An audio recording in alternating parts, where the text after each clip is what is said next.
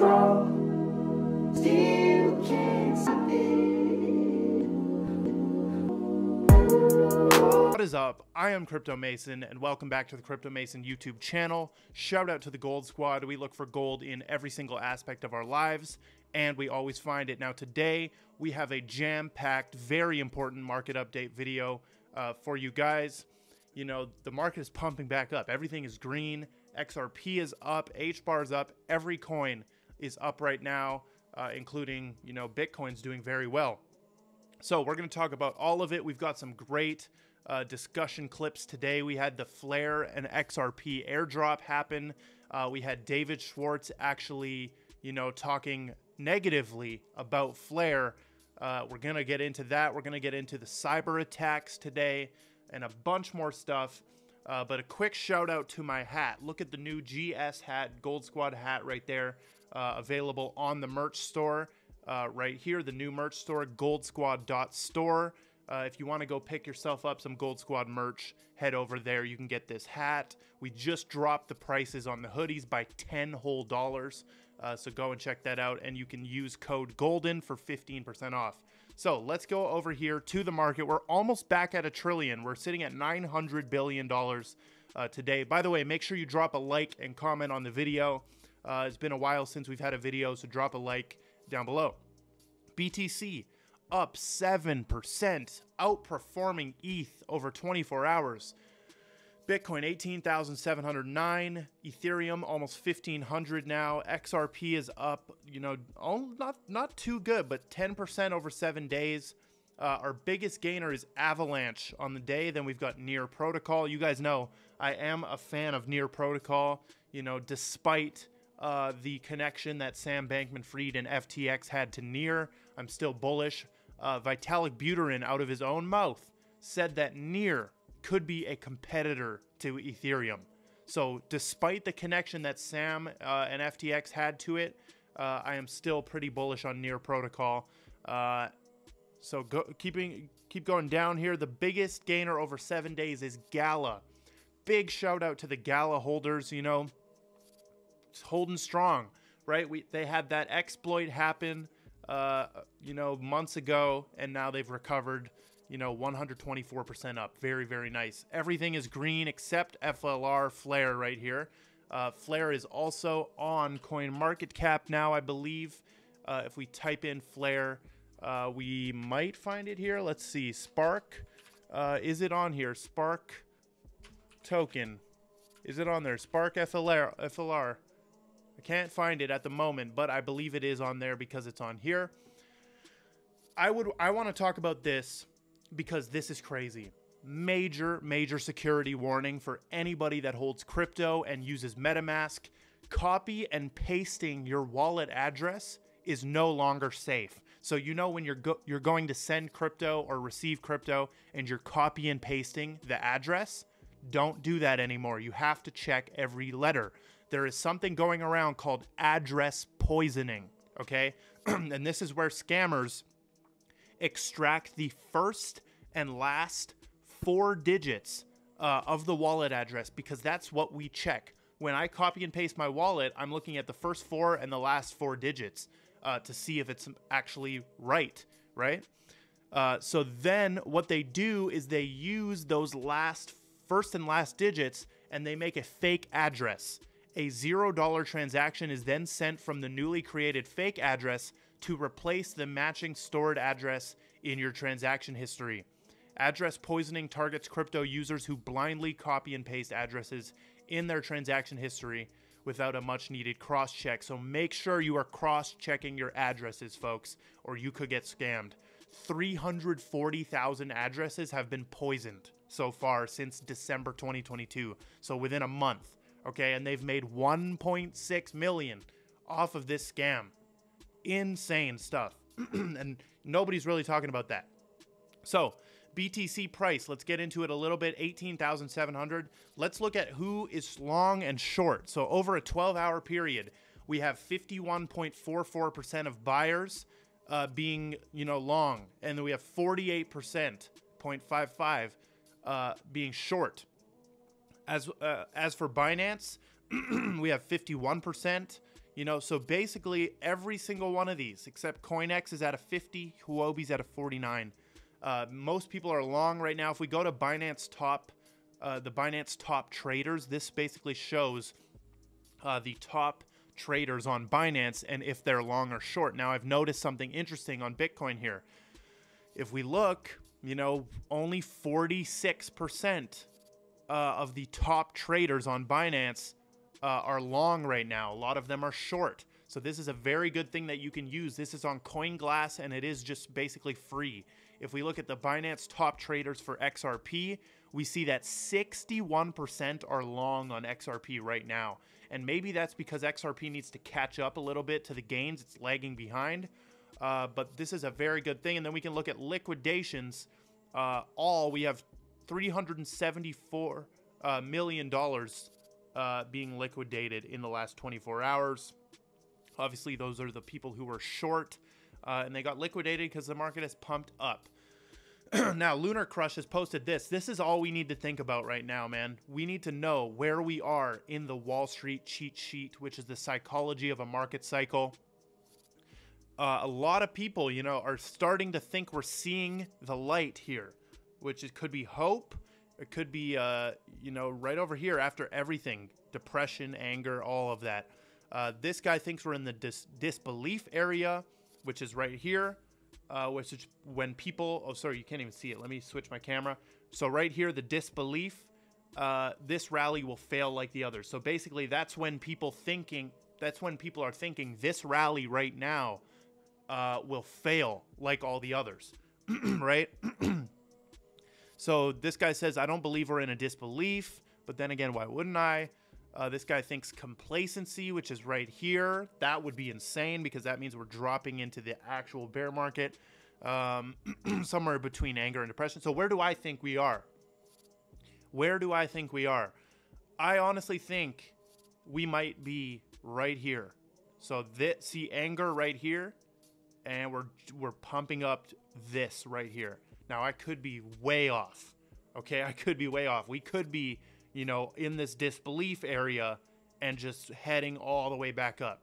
There's zero telling, but to me, it feels like after anger. It feels like after the anger, we're pumping up a little bit.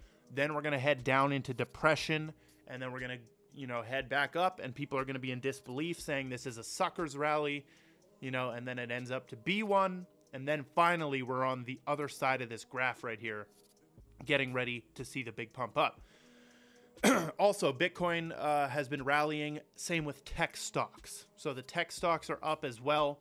And Bloomberg is trying to say that the Bitcoin rally shows that where stocks go, cryptocurrencies follow. So they're continuing to push this narrative that stocks and crypto are connected right there, which to an extent they are. Okay. If we look at XRP as well, this is what the chart's looking like. You know, I think this is ready to go up a little bit higher, you know, back probably to 41 cents there. We do have this amazing video from David Schwartz. We're going to talk a lot about David Schwartz because he had some negative things to say about Flare. I'm going to give my thoughts on that. And then also, right in this video right now, he's going to explain why the XRP ledger is superior to all of the others, Bitcoin and ETH. Here we go. Watch this and really listen. This is pretty tough to pack, you know, the kind of information that I want into 1 minute. I'm David Schwartz, CTO at Ripple, and this is Crypto in a Minute. I've got 1 minute. Okay. Well, the first consensus model was proof of work.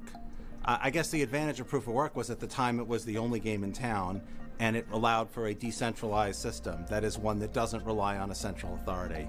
Later developments included things like Federated Byzantine Agreement, with the XRP ledger uses, and proof of stake.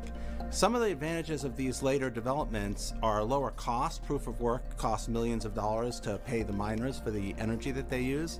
Proof of stake doesn't have that cost and can provide comparable security. And if you're the person who's paying those costs, if you're the people who are using the system, how much it costs just to keep the system secure is like a tax. It's residual friction that the system doesn't remove.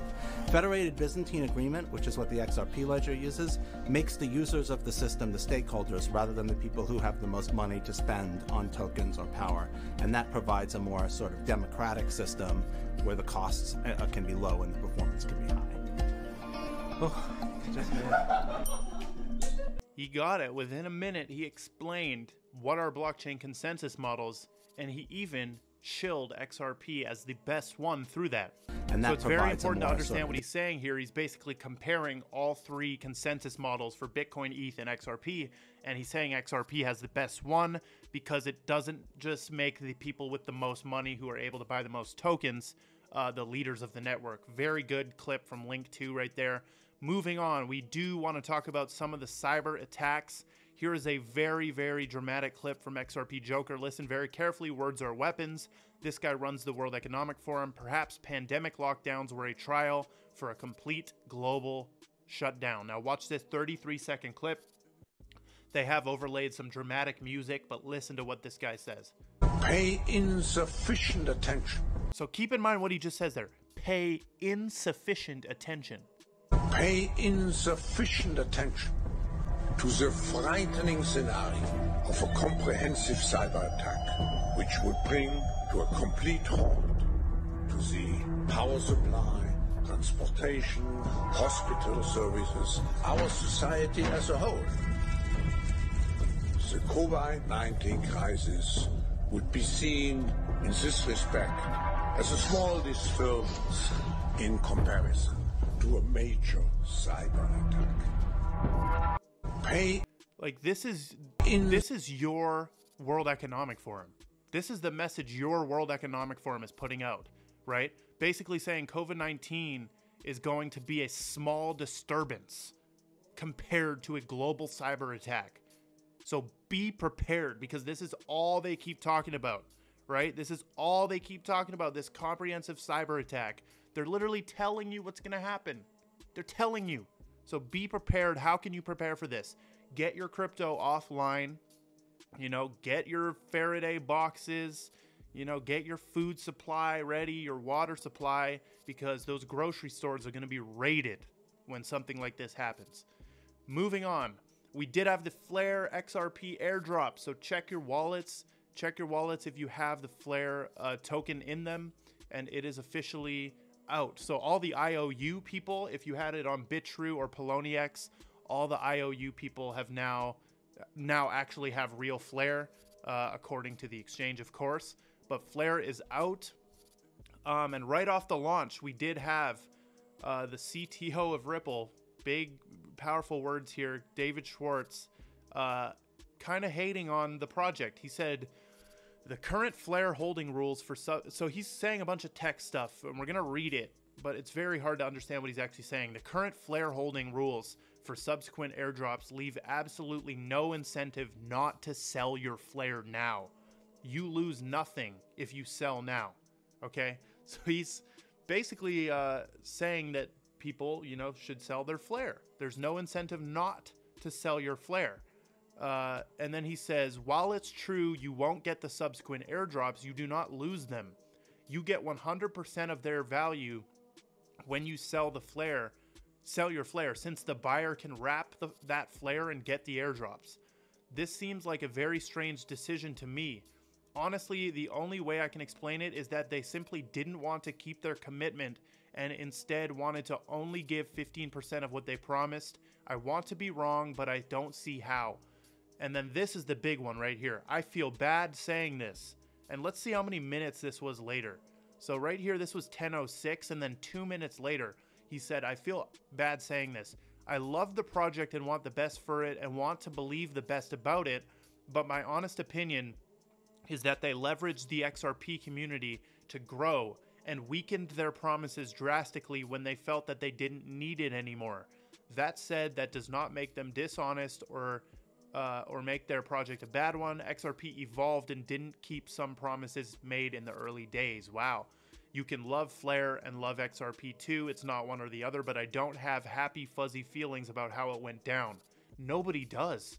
I don't think anybody does have those happy feelings toward how Flare handled all of this. He says, I think at the very worst, they meant well in the beginning, and then they grew and couldn't keep their initial promises to the XRP community. Ripple did similar things in the very early days for similar reasons. And he did say he bought some Flare, by the way. And that's probably some damage control. because this is a big voice. And we did see Hugo Filion, the co-founder and CEO, say that we have been completely clear about our reasoning for FIPO1 and that it puts new entrants on an equal footing, which in my opinion is a must going forward if Flare is to have a chance to reach its potential. So, you know, this is a common thing that we see. The XRP community is so psycho. Some of them are so psycho that anything remotely connected to XRP, they will buy it. They will buy it. And that turns into a marketing ploy for many companies.